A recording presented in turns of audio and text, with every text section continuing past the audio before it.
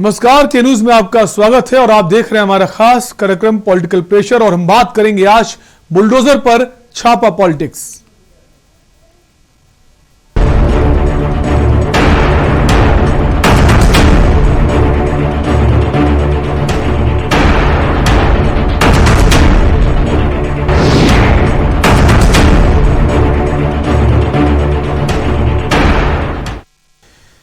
UP की सियासत में इन दिनों दो ही चीजें गूंज रही हैं, वो हैं बुलडोजर और दूसरा छापा। अकूत संपत्ति रखने वाले इन दिनों दोनों ही चीजों से बहुत टेंशन में हैं। कहीं छापा ना पड़ जाए और कहीं घर पर बुलडोजर ना चल जाए। तो दूसरी तरफ सियासी दल दोनों ही मुद्दों पर सरकार को घेरने में जुटे हुए हैं। इसी मुद्दे पर हमारा खास कार्यक्रम है प्रेशर पॉलिटिक्स। हम बात करेंगे इस पर, उससे पहले यह रिपोर्ट देखें।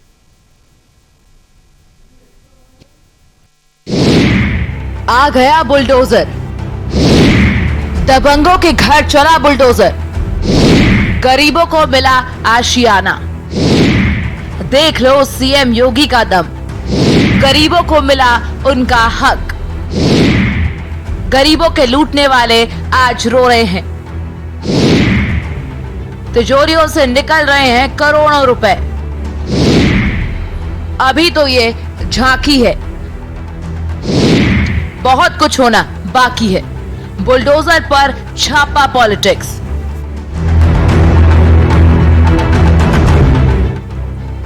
जी हां, ये योगी राज है। इस सरकार में बुलडोजर भी मिलेगा, राशन भी मिलेगा और घर भी मिलेगा, साथ ही स्मार्टफोन तो साइड गिफ्ट है। इसे कहते हैं राम राज्य, जो आखिरकार साकार हो गया। आज गरीबों को लूटकर तिजोरी भरने वाले भी रो रहे हैं। लाखों करोड़ों रुपए तिजोरियों से बाहर आ रहे हैं, तो गरीबों की जमीन को हड़पने वाले जेल में हैं, या तो फिर तड़ी पार हो गए हैं। यही तो है योगी की सरकार, जो हर कुछ दे रही है। अब क्या जान भी लोगे? सब कुछ तो दे दिया, अब विरोधी हलकान है और सरकार पर सवालों की बौछार कर रहे हैं। तो सरकार पलटवार करते हुए रामराज की दुहाई दे रही है। वो झंडे दिखाते थे कि मुकुटा तो कोई और रहा है 2017 में भी, मुकुटा कुछ और रहेगा 2022 में भी, मगर जो पीछे जो है वो अतीक अहमद और कंपनी ही रहेगी। ये साफ हो रहा है। यही नहीं, अब कानपुर के अंदर रेड होती है तो 180 करोड़ निकलता है इतर वाले के यहां से। उस इतर वाले के यहां से जब कन्नौज पहुंचते हैं तो आज खबर आ रही है कि 80 करोड़ रुपए निकल रहा है और 400 किलो सोना चांदी निकल रहा है। समाजवादी पार्टी को बहुत जवाब देना पड़ेगा और ये साधारण नहीं है कि इनको जवाब देने में बहुत आसानी होगी। योगी राज में बुलडोजर की अलग पहचान बन चुकी है। आम हो या खास हो, हर कोई बुलडोजर की चर्चा कर रहा है और भूमाफियों के तो होश फाख्ता है। अब तक अपराधियों और माफियाओं के साथ साथ घोटालेबाजों की जमीन पर बुलडोजर चल रहा है और उन्हें जमीनों पर गरीबों का आशियाना बनाया जा रहा है। तो दूसरी तरफ गरीबों को कंगाल करके मालामाल होने वाले अब सरकार से कांप रहे हैं। लाखों करोड़ों रुपए जिनकी तिजोरियों से निकल रहे हैं। साहब, ये योगी राज है, यहाँ गरीबों को लूटने वाला कभी नहीं बचेगा। फिर चाहे घोटालेबाज हो या फिर भूमाफिया, सभी के घरों पर बुलडोजर चलेगा और छापेमारी भी होगी। कानपुर और कन्नौज में छापेमारी से सूबे का सियासी पारा हाई है। अब तक इत्र व्यापारी के घर पर छापेमारी जारी है। यह आंकड़ा 2.5 करोड़ से ज्यादा पर हो रहा है। न जाने अभी कितना और बाकी है। आलम यह है कि नोटों को गिनने के लिए मशीनें भी कम पड़ रही हैं। नोटों का बंडल इतना बोझिल है कि कंटेनर से बैंक पहुंचाया गया। गिनते गिनते लोगों के हाथ थक गए, लेकिन पैसों की गिनती पूरी नहीं हो सकी। सोना चांदी की तो भरमार है। मानो ऐसा लग रहा है कि सोने की लंका यही है। चारों तरफ हथौड़े चल रहे हैं और पैसों की बारिश हो रही है। ये बारिश उन धन कुबेरों की है जो गरीबों के हक पर डाका डालकर अय्याशी कर रहे थे। सीएम योगी ने साफ साफ कहा है कि गरीबों के हक पर डाका डालने वाले बख्शे नहीं जाएंगे। इत्र नहीं, समाजवादी बदबू है जो गरीबों की बददुआ को लेकर के प्रदेश के अंदर फैलाया जा रहा है। ये गरीबों की आह का प्रतीक है। किसी गरीब को मकान से, किसी गरीब को अन्न से, किसी गरीब को शासन के अन्य योजनाओं से वंचित करके जो पैसा इन्होंने लूट करके रखा था, आज दीवालों से कैसे निकल रहा है, इसका प्रमाण आज आप देख रहे होंगे कि कल 257 करोड़ रुपए और कई किलो सोना और चांदी निकला। आज भी लगभग 100 करोड़ रुपए और कई किलो सोना और चांदी निकल रहा है। ये पैसा गरीब का पैसा है और गरीब का पैसा सत्ता के संरक्षण में कैसे लूटा जाता था, इसका प्रमाण भी है। और इसीलिए हमारी सरकार आने के पहले भारतीय जनता पार्टी ने 2017 में कहा था अपराध और अपराधियों के प्रति जीरो टॉलरेंस की नीति के तहत कार्य करेंगे। और भाइयों बहनों, ये जीरो टॉलरेंस की नीति का ही परिणाम है कि आज पेशेवर माफिया और अपराधियों की जमीनों को कब्जों से मुक्त करके उन पर गरीबों के लिए आवास बनाए जा रहे हैं। आखिरी आवास इन गरीबों को पहले भी दिए जा सकते थे। अब बात कर लेते हैं बुलडोजर की। तो चुनावी मौसम में बुलडोजर बड़े काम की चीज है। ऐसे बुलडोजर चलता रहेगा तो वो दिन दूर नहीं है जब सत्ता की चाबी दोबारा योगी सरकार के पास होगी। कहते हैं योगी गरीबों के रॉबिन हुड है और गरीबों के साथ बुरा करने वालों को छोड़ते नहीं है। प्रयागराज और आसपास के इलाकों में भी कभी अतीक अहमद का डंका बजता था। आज उन्हीं के घरों पर बुलडोजर चल रहा है और गरीबों को उनका हक भी मिल रहा है। अभी तो घोटालेबाजों पर बुलडोजर चलना बाकी है। अब यह नारा नहीं चलेगा जो पहले सपा की सरकार में चलती थी कि जो जमीन खाली है वह जमीन हमारी है, जो नारे पहले चलते थे। अब जो माफिया किसी गरीब की, किसी सार्वजनिक संपत्ति पर, किसी व्यापारी की संपत्ति पर कब्जा किया होगा तो वह संपत्ति सरकार वापस लेकर के उस गरीब को वापस करेगी, उस व्यापारी को वापस करेगी, सरकारी संपत्ति वापस होगी और सरकारी संपत्ति पर गरीबों के लिए आवास इसी प्रकार से बनाने की कार्रवाई को आगे बढ़ाया जाएगा। तो वहीं दूसरी तरफ अखिलेश यादव ने बुलडोजर को लेकर सरकार पर हमला बोला था और यहां तक कह दिया था कि बीजेपी को अपना चुनाव चिन्ह बुलडोजर रख लेना चाहिए। सरकार को अपना चुनाव चिन्ह बुलडोजर रख लेना चाहिए।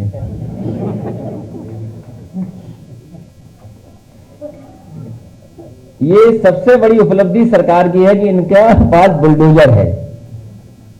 बुलडोजर में स्टीयरिंग होता है। अभी बुलडोजर इधर चल रहा है, स्टीयरिंग घूम जाएगा तो बुलडोजर किधर चलेगा।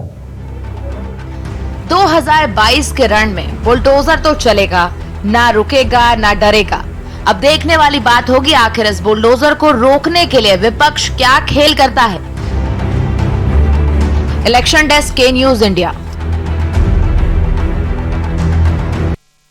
तो बुलडोजर को लेकर पहले भी बयानबाजी हो रही थी, पहले भी बुलडोजर चल रहा था, लेकिन अब जो छापे हो रहे हैं, चाहे वो इनकम टैक्स के हों, चाहे वो जीएसटी इंटेलिजेंस के हों, उसको लेकर भी प्रदेश की राजनीति काफी गर्म हो चुकी है।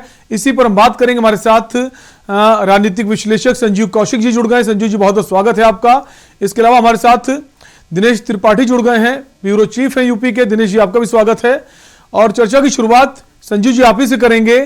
ये जो बुलडोजर पॉलिटिक्स चल रही थी, जहां अखिलेश यादव कह रहे हैं ये बुलडोजर सरकार है, वहीं मुख्यमंत्री कहते हैं बुलडोजर तो चलेगा और बुलडोजर इस तरह चलेगा कि जिन संपत्तियों पर चलेगा उसको सीज करने के बाद जनता को उसका फायदा पहुंचाया जाएगा। कैसे देखते हैं? शायद ये पहली बार किसी सरकार में हो रहा है कि अवैध संपत्तियों बुलडोजर तो चलता है, उसके बाद उन संपत्तियों को बंटवारा जनता के बीच कर दिया जाता है। देखिए, इसके पीछे सीधी सी बात है कि राजनीति है, राजनीति के अलावा कुछ नहीं है। कौन नहीं चाहेगा कि अपराधियों पे लगाम कसी जाए, लेकिन क्या उत्तर प्रदेश अपराध मुक्त है? क्या अपराधियों पे लगाम कसने के जो तरीके आदरणीय योगीनाथ ने जो अपनाए हैं, क्या वो सफल है? क्या हम खूब जानते हैं कि एडीआर की रिपोर्ट आपने भी देखा होगा शायद, पिछले महीने जो रिपोर्ट आई है उसमें 304 विधायकों में से 77 दागी विधायक भारतीय जनता पार्टी के हैं। क्या बुलडोजर चलेगा उसके ऊपर? कब इसके बारे में चर्चा करेंगे। जिस सुशासन का दंभ भरते हुए अभी हम सुन रहे थे, भारतीय जनता पार्टी के लोग थकते नहीं है। किस मुंह से कहेंगे कि पुलिस के मुखबिरी से ही दर्जनों पुलिस मारे गए? उत्तर प्रदेश में ही मारे गए। आदरणीय योगीनाथ के गृह जनपद की बात हमने देखा कि किस तरह से व्यवसाय के साथ कौन सा सलूक हुआ, ये उदाहरण है, ये नजीर पेश किया जा रहा है। हमने यह भी देखा कि किस तरह से एक दलित लड़की के पूरे परिवार को संदेह के घेरे में ला दिया गया और उसके ऊपर ही प्रश्न खड़ा कर दिया गया। विपक्ष यदि खड़ा नहीं होता तो उसमें भी क्या निकल के सामने आ रहा था। तो देखिए, ये पहली बार भारत के इतिहास में इस तरह की राजनीति हम देख रहे हैं कि जो इलेक्शन नजदीक आ रहा है, आपको सारी चीजें, जितने घोड़े जो कहा जाता है, अक्सर ये कहा जाता है कि भारतीय जनता पार्टी जितने भी संवैधानिक संस्थाएं हैं सबका बेजा इस्तेमाल करती है और उसके इकबाल में शर्म कर चुकी है, वो सब घोड़े खोल लिए जाते हैं। कहां थे साहब? 5 साल पूरे होने जा रहे हैं। बेहतर होता है। लेकिन संदीप जी, अगर जिनके खिलाफ बुलडोजर चले हैं, जिन पर कार्रवाई की गई है, तो उनका इतिहास तो आपराधिक है। भले वो राजनीतिक पार्टी से किसी ताल्लुक रखते हो, वो अलग बात है, लेकिन अगर जो गलत है उसके खिलाफ अगर कार्रवाई करी जाती है तो उस पर राजनीति नहीं होनी चाहिए। हाँ, ये सवाल जरूर कर सकते हैं कि अगर आपकी पार्टी में कुछ लोग ऐसे हैं जिनका इतिहास आपराधिक है तो उन पर भी कार्रवाई कीजिए, लेकिन उसके हिमायती नहीं बन सकते हैं। ये बुलडोजर की खिलाफत नहीं कर सकते, जैसे अखिलेश यादव बोल रहे हैं कि सरकार बुलडोजर वाली है और अभी स्टीयरिंग इधर है, स्टीयरिंग उधर भी हो जाएगा। ये तो ये कहने की बात है कि जब हम सत्ता में आएंगे तो हम भी बुलडोजर चलवाएंगे। ऐसा इसलिए क्योंकि आप पिछले 2, 4, 5 घटनाओं को क्रमवार जब देखेंगे, उसकी क्रोनोलॉजी समझेंगे, तो किस तरह से प्रशासनिक अधिकारी या शीर्ष पे बैठे हुए जो अधिकारी थे वो सत्ता के सुर में स्वर मिलाते हुए दिखाई दे रहे थे। आप यदि विपक्ष सड़कों पे खड़ी नहीं होती तो जो वो कह रहे थे, मुख्यमंत्री के सचिव जो कह रहे थे, उससे इतर या अदालतों की फटकार नहीं लगी होती, तो वही लोग, सारे लोग सच मान रहे होते जो सरकार कह रही थी। जब विपक्ष के लोग या विपक्ष की पार्टियां सड़कों पर उतरी, आंदोलन की, सरकार को घेरना शुरू की, अदालतों ने भी तभी संज्ञान लिया और बात बिल्कुल उसके उलट निकली। जो सरकारें कह रही थी उसके उलट निकली।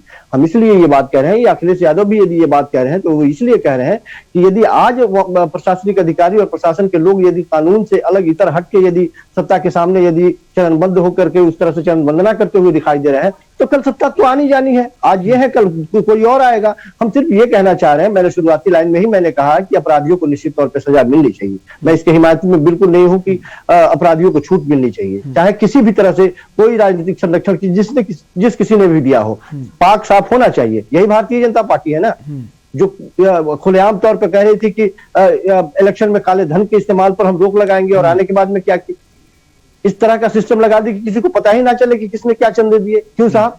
जब आप इतने ही पाक साफ थे तो ये सारी चीजें जो कचरे भरे हुए हैं, इसको साफ करने की कोशिश करनी चाहिए। बिल्कुल, और इसकी जिम्मेदारी सिर्फ एक ही पार्टी की नहीं, एक ही सरकार की नहीं, सबकी जिम्मेदारी बनती है। चाहे वो किसी की सरकार हो, चाहे वो समाजवादी पार्टी की सरकार हो, बहुजन समाज पार्टी की सरकार हो, या बीजेपी की हो। हमारे साथ दिनेश बने हुए हैं।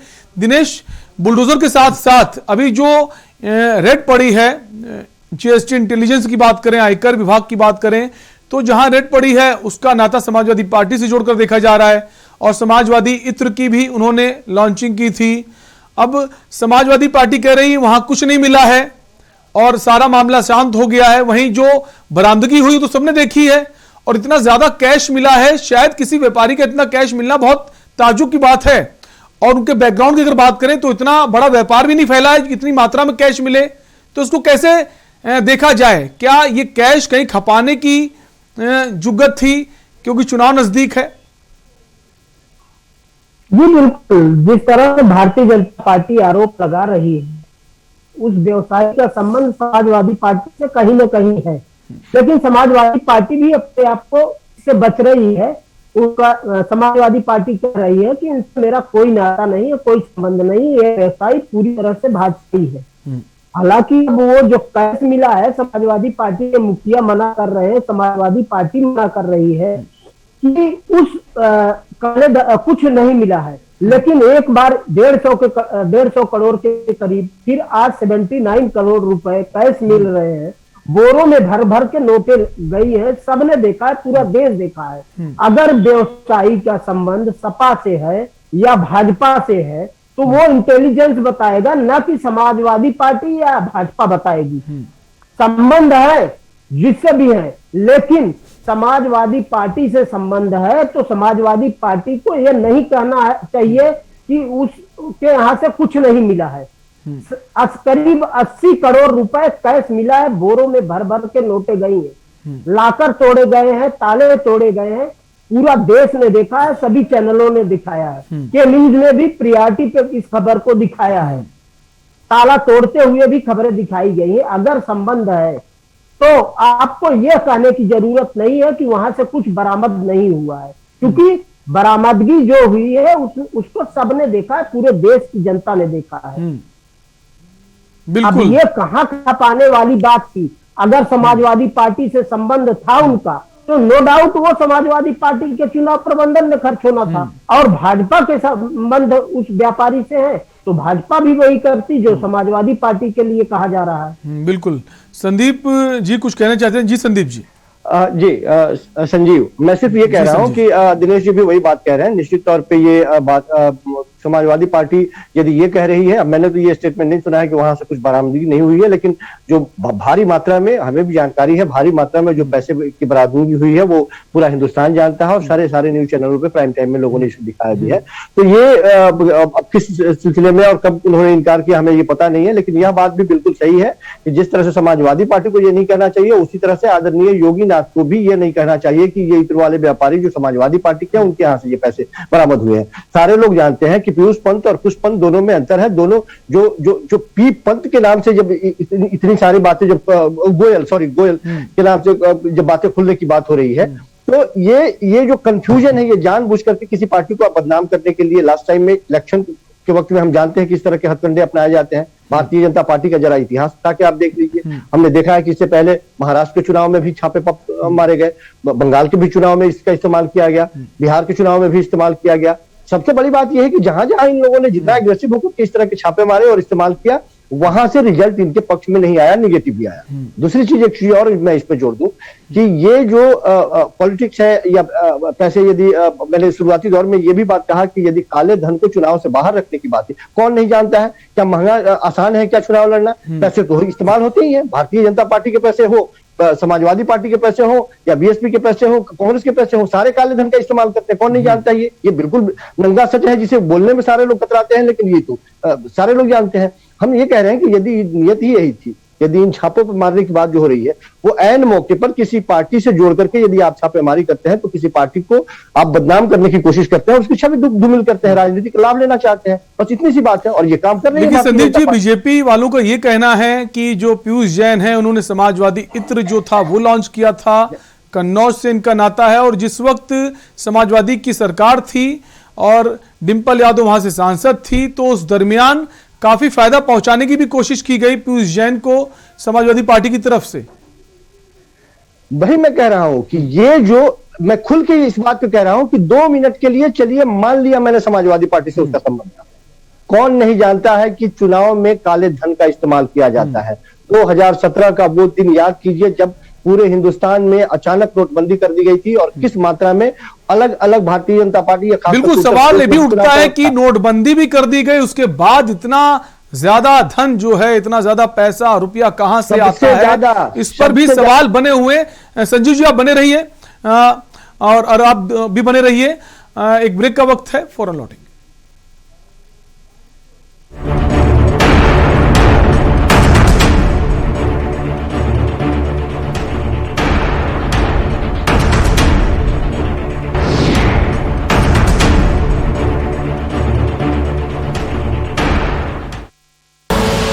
आप देख रहे हैं के न्यूज, खबरों का सारथी।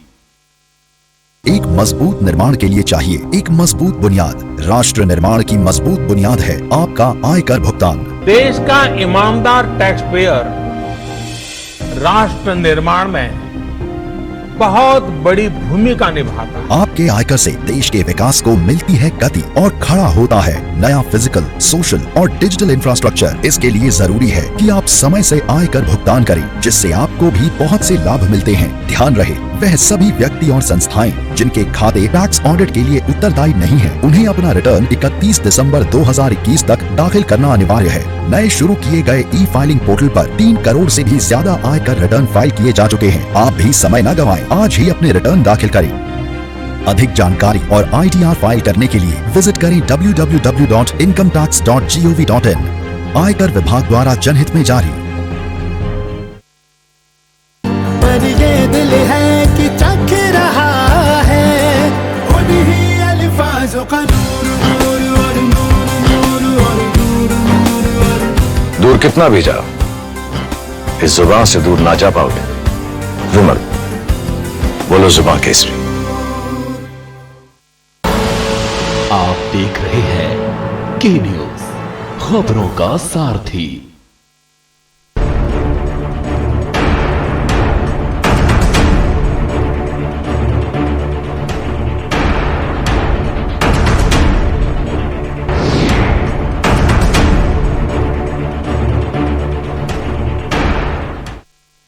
के बाद आपका स्वागत है। आप देख रहे हैं पॉलिटिकल प्रेशर। हम बात कर रहे हैं बुलडोजर की जो कार्रवाई की जा रही है तमाम लोगों पर, इसके अलावा जो रेड डाली जा रही है, इस सब चीजों को लेकर हमारे साथ दिनेश बने हुए, हमारे साथ ब्यूरो चीफ है यूपी के, और हमारे साथ संजीव कौशिक हैं, राजनीतिक विश्लेषक हैं।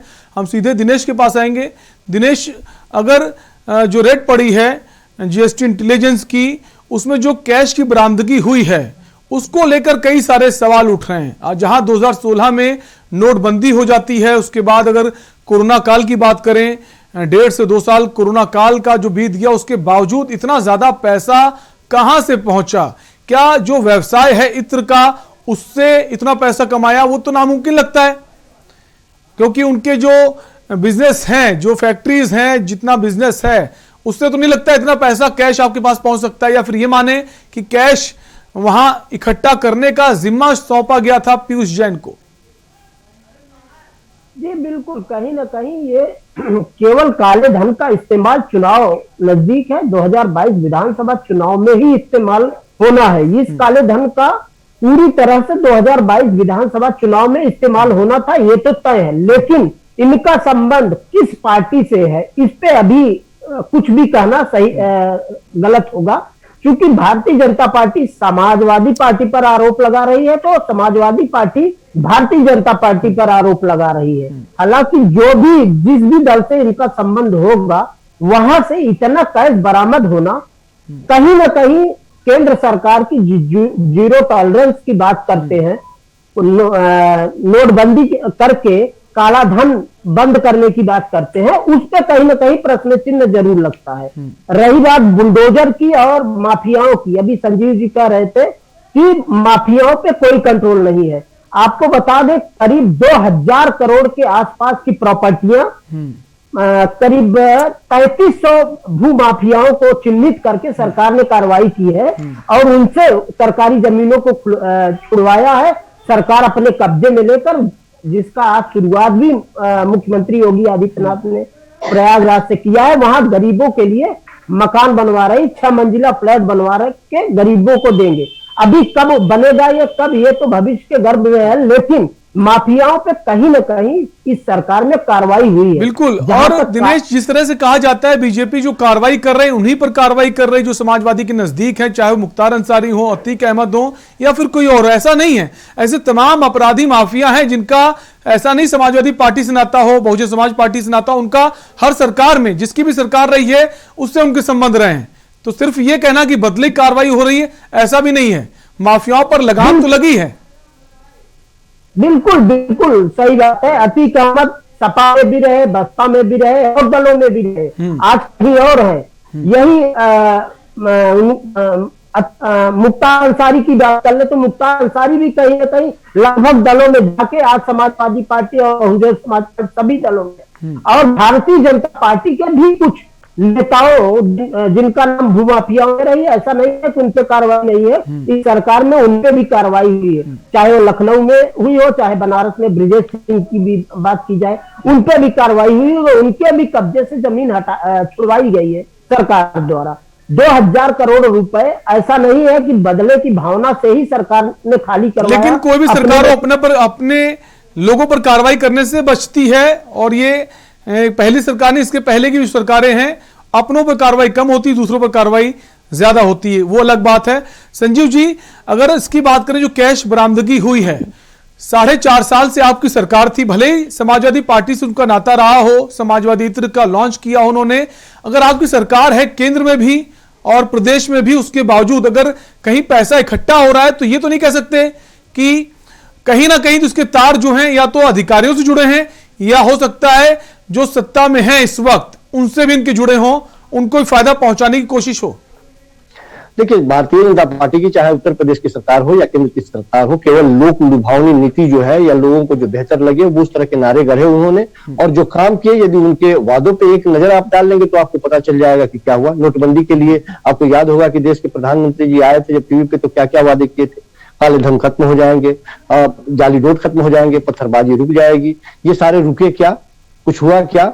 99.3% से ज्यादा नोट वापस चले आए, लेकिन काले धन कहाँ गए और जाली नोट कहाँ गए किसी को पता नहीं चला। महंगाई की बात करी गई, अब महंगाई कम हुई क्या? 100 रुपए का सरसों तेल 200 रुपए में आप खरीद रहे हैं। आपको कहा गया कि आपने वादे किए थे कि रोजगार देंगे लोगों को, युवाओं को रोजगार देंगे। कितने रोजगार दे दिए आपने, उसके बारे में बात कर लीजिए। एक सर के बदले 10 सर लाएंगे हम, क्या हुआ उसके बारे में बात कर लीजिए। तो वो तमाम तरह ऐसे बहुत सारे मुद्दे हैं संजीव जी, लेकिन अभी हम जो बात कर रहे हैं बुलडोजर के द्वारा जो कार्रवाई की जा रही है उसकी बात कर रहे हैं, और जो रेड डाली जा रही है उस पर हम बात कर रहे हैं। उसको लेकर सवाल यह कि संजीव जी की जो इनकम टैक्स की छापेमारी हुई है पीयूष जैन की, यहाँ 4.5 साल से आपकी सरकार है, यहां पर भी और केंद्र में भी, तो बिना अधिकारियों की साठगांठ के, बिना सत्ता संरक्षण के क्या ये मुमकिन है इतना ज्यादा पैसा एक ठिकाने पर होना? साहब, इसीलिए तो हम कह रहे हैं और इसीलिए तो प्रश्न खड़ा कर रहे हैं कि जानबूझ के ये बनाई गई एक रणनीति है। जानबूझ करके इलेक्शन के वक्त में, जब इलेक्शन के वक्त में किसी तरह से छापेमारी होती है, कल होके यदि ये पैसे यदि काले धन नहीं होकर सफेद धन हो जाएंगे, सिद्ध कर दिए जाए किसी तरह से, इस पैसे के बारे में ये क्लियर हो जाए कि किसके पैसे, हो सकता है कि भारतीय जनता पार्टी के पैसे हो जाए, लेकिन इलेक्शन बीत जाने के बाद में यदि ये क्लियर ही होता है, नफा नुकसान अभी कौन झेल रहा है इसके बारे में। भारतीय जनता पार्टी जिस तरह से मुखर होकर के और जिस तरह से आक्रामक तरीके से वो बताने की कोशिश कर रही है